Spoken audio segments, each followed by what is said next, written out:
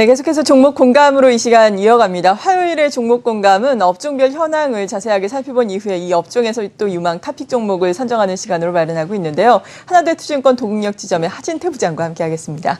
안녕하세요. 안녕하세요. 네, 시장이 좀 올라오고 있습니다. 2040까지 올라왔는데 이렇게 또 시장이 올라올 때 주목을 받을 수 있는 것, 또 경기가 회복될 때 주목을 받을 수 있는 것이 금융업종 아니겠습니까? 오늘은 금융업종 내에서도 은행업종에 대해서 투자 환경을 좀 정리를 해주신다고요. 예, 실제로 은행에 대해서는 뭐 많이들 알고 계실 겁니다. 근데 네. 제가 주목해보는 부분, 대략 2050 정도 되면 이 시장이 다 온 것이 아니냐라는 이제 이야기들이 많이 있습니다. 좀 역으로 생각을 한번 해보겠습니다. 은행주가 올라가주면 2050은 돌파될 수도 있다라는 관점에서 이제 우리가 이 정도 상황에서 과연 낙폭 과대주들이 어떻게 움직였는가를 한번 살펴보는 가운데 은행업종을 한번 골라봤는데요. 실질적으로 은행업종의 실적은 어떻게 되는가를 한번 살펴봤습니다.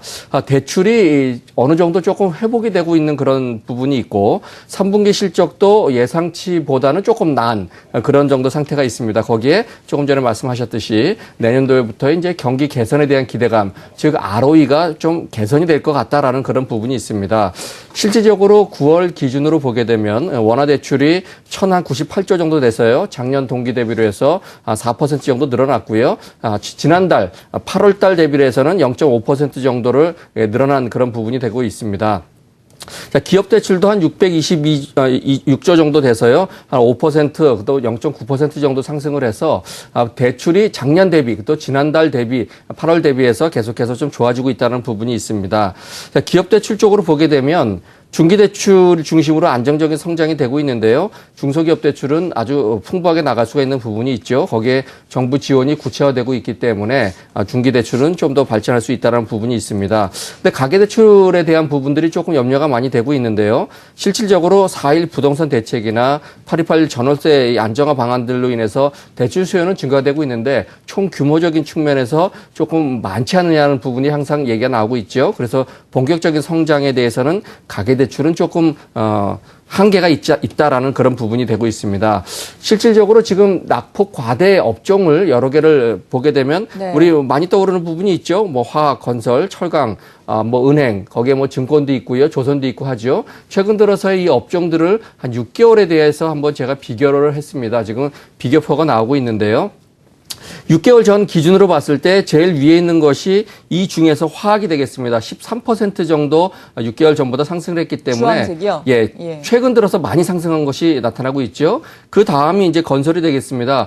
건설도 많이 올랐다 요즘 빠졌지만 다시 한번 올라가고 있어서 9.36% 정도가 되겠습니다. 이건 어제 기준입니다. 그리고 그 다음에 나오는 게 이제 철강 정도, 철강과 종합주가 지수가 아주 비슷하다. 철강은 먼저 올라가다가 최근 들어 쉬어서 대략 한 6% 정도로 올라가고 있는데 은행만 아직까지 이 분홍색 선이 0이 되겠는데요. 마이너스 1.7% 정도 되고 있다.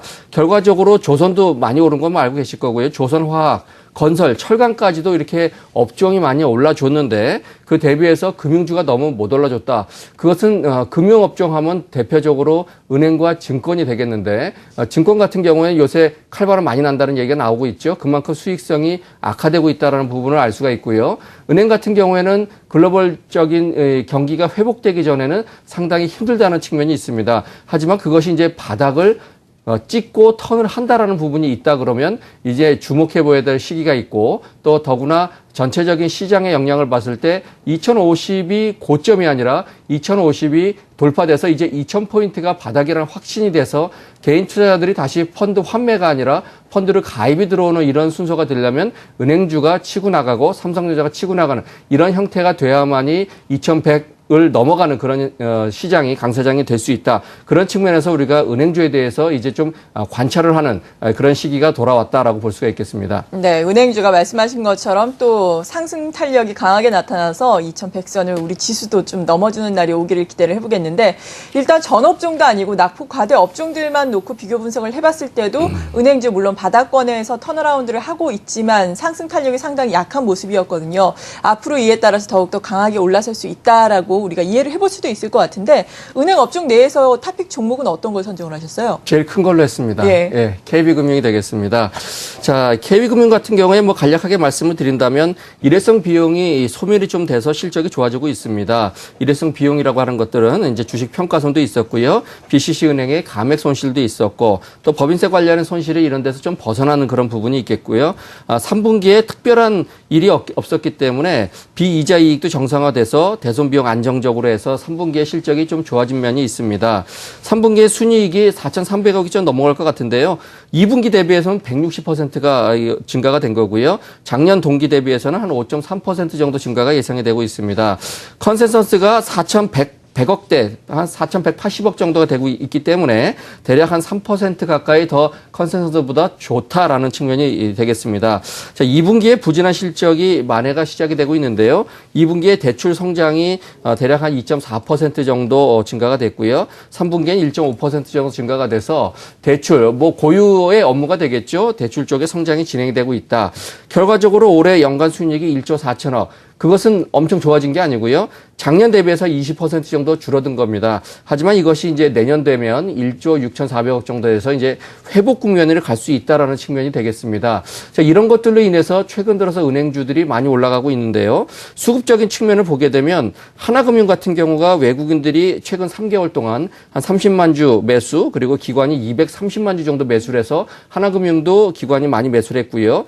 우리금융 같은 경우는 외국인들은 한 730만 주 정도 매도 기관이 520만 주 매수로 나타나고 있습니다. 신한지주 같은 경우는 외국인들이 많이 산 걸로 보이고 있는데요. 730만 주 정도 매수, 그리고 기관도 46만 주 매수. 거기에 이제 지방사가 되겠죠. BS금융지주 같은 경우가 외국인이 36만 주에 기관이 22만 주 정도 매수를 했습니다. 거기에 지금 보실 이제 KB금융 같은 경우 외국인들은 350만 주 정도 매도를 했는데 기관이 무려 830만 주를 매수해서 전반적으로 봤을 때 하나금융, 신한지주, 뭐 BS금융까지도 그렇고요.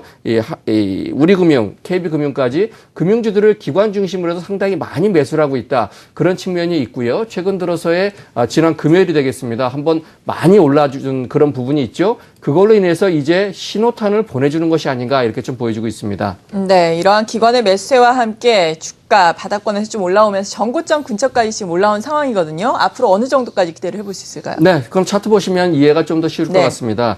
KB금융 먼저 한번 보시겠는데요. KB금융 같은 경우에 지금 보시다시피 박스권이 있었습니다. 대략 39,000원 근처에서 오래도록 박스를 했는데 그것이 지난 금요일에 대량 거래와 더불어서 뚫어졌죠. 그러고 나서 횡보를 하고 있는데요. 이 정도 횡보 단계라면 거래가 줄어들고 있기 때문에 상당히 좋다라는 부분이 되겠고요.